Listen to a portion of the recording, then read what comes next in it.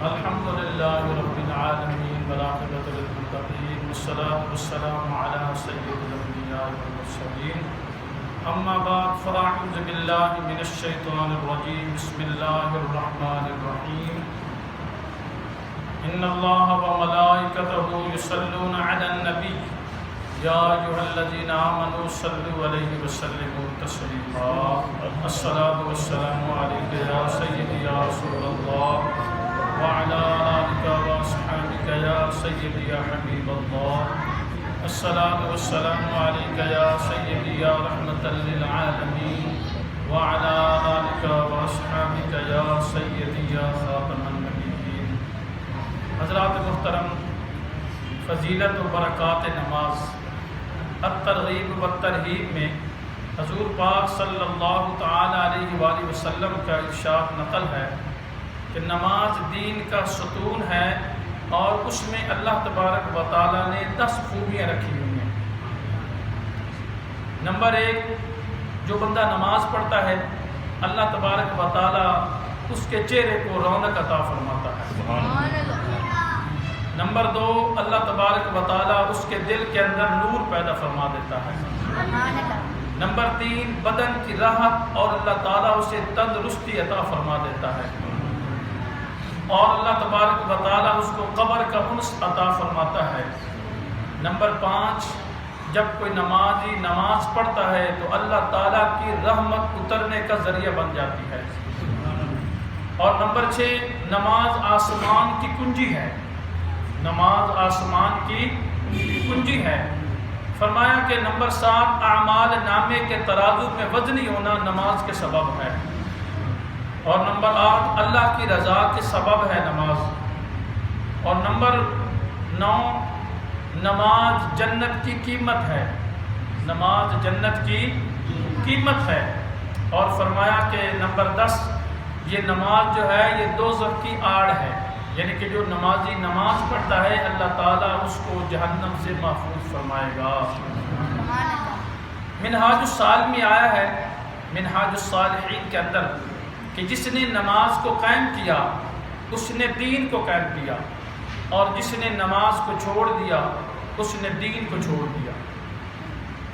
فرمایا زواجر مکی میں ہے، حضرت جعفر بن محمد رضی اللہ تعالی عنہ اپنے باپ سے روایت کرتے ہیں اور وہ اپنے دادا حضرت علی کرم اللہ وجہ الکریم کا فرمان نقل کرتے ہیں کہ نماز حق تعالیٰ کی رضامندی کا سبب ہے.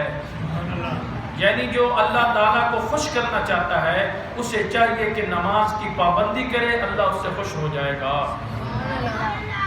فرمایا نماز فرشتوں کی محبت کا وسیلہ ہے، یعنی کہ جب نمازی نماز پڑھتا ہے تو فرشتے اس نمازی سے محبت کرنے لگ جاتے ہیں.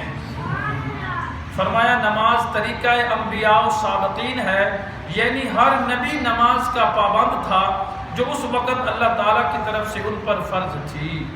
فرمایا نماز معرفت الہی کا ذریعہ ہے، یعنی کہ جو بندہ نماز پڑھتا ہے اس سے اللہ جل جلالہ و امن والوں کا قرب نصیب ہوتا ہے. فرمایا نماز اسلام کی جڑ اور بنیاد ہے. احادیث میں ہے کہ اس کو دین کی بنیاد اور ستون کہا گیا ہے. نماز دعا قبول ہونے کا سبب، یعنی کہ بے نمازی کی دعا قبول بڑی مشکل سے ہوتی ہے، لیکن جو نماز پڑھنے والا ہوتا ہے اللہ تعالیٰ اس کی دعاؤں کو قبول فرما لیتا ہے. فرمایا نماز کے بغیر کوئی نیکی قبول ہی نہیں ہوتی، کیونکہ اعمال کی بنیاد ہی نماز ہے. اگر بنیاد ہی نہ ہوگی تو عمل کیسے قبول ہوگا؟ اگر اعمال کی بنیاد ہی نہیں ہے تو اعمال کیسے قبول ہوں گے؟ فرمایا کہ نماز سے روزی میں برکت ہوتی ہے. نماز اور روزی کی بابت بہت ساری حدیث ہیں. فرمایا کہ نماز نفس اور شیطان کے مقابلے میں سب سے بڑا ہتھیار ہے.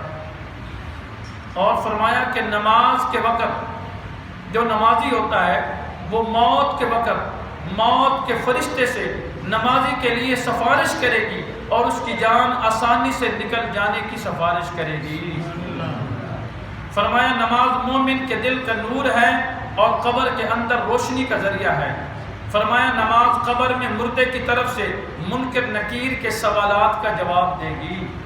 یعنی کہ جو بندہ نمازی ہوگا، جب منکر نکیر اس کے قبر میں آئیں گے، سوال و جواب کریں گے، تو بجائے اس بندے کے کہ وہ سوال و جواب کا جواب دے، وہ نماز خود کھڑی ہو جائے گی اور اس کے سوالوں کا جواب عطا کرے گی۔ فرمایا نماز قیامت تک مردے کی غم خوار اور ساتھی رہے گی۔ فرمایا نماز قیامت کے روز نمازی پر سایہ کرے گی، جس روز خدا کے سائے کے علاوہ کوئی سایہ نہ ہوگا۔ اتنی بڑی عبادت ہے نماز۔ فرمایا نماز نمازی کے سر کا تاج اور بدن کا لباس ہوگی۔ فرمایا نماز حساب و کتاب کے وقت نمازی اور جہنم کے درمیان آڑ بن جائے گی۔ فرمایا نماز اللہ کے سامنے نمازی کو بخشوانے کے لیے حجت کرے گی اور سند بن کر پیش ہوگی۔ یعنی کہ اللہ تعالیٰ سے جھگڑا کرے گی، اللہ کی بارگاہ میں عرض کرے گی، مولا اس نے میرے لیے تکلیف برداشت کی ہے، آج یہ تکلیف کے اندر ہے تو مولا اس کی بخشش فرما دے۔ فرمایا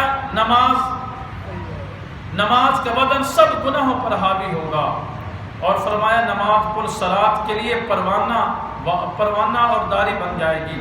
فرمایا نماز جنت کی کنجی ہے جو جنت کے بند دروازے کو کھول کر نمازی کو اس میں داخل کرے گی۔ یہ نماز کی فضیلت اور برکت ہے۔ جو آدمی 5 وقت کی نماز پڑھتا ہے، خالق کائنات اس پر اپنی انوار و تجلیات کی بارش فرماتا رہتا ہے، اور جو نمازی جب نماز پڑھتا ہے نا تو خالق کائنات کا اس کو دیدار شروع ہو جاتا ہے۔ حضور نے فرمایا الصلاۃ معراج المومنین، نماز مومن کی معراج ہے، نماز مومن کی معراج ہے۔ کھڑا زمین پر ہے لیکن حضور کے صدقے سے وہ رب کی بارگاہ میں حاضر ہوتا ہے، اور جب وہ نمازی نماز پڑھ کر فارغ ہوتا ہے تو خالق کائنات اس کے سارے گناہوں کو معاف فرما دیتا ہے۔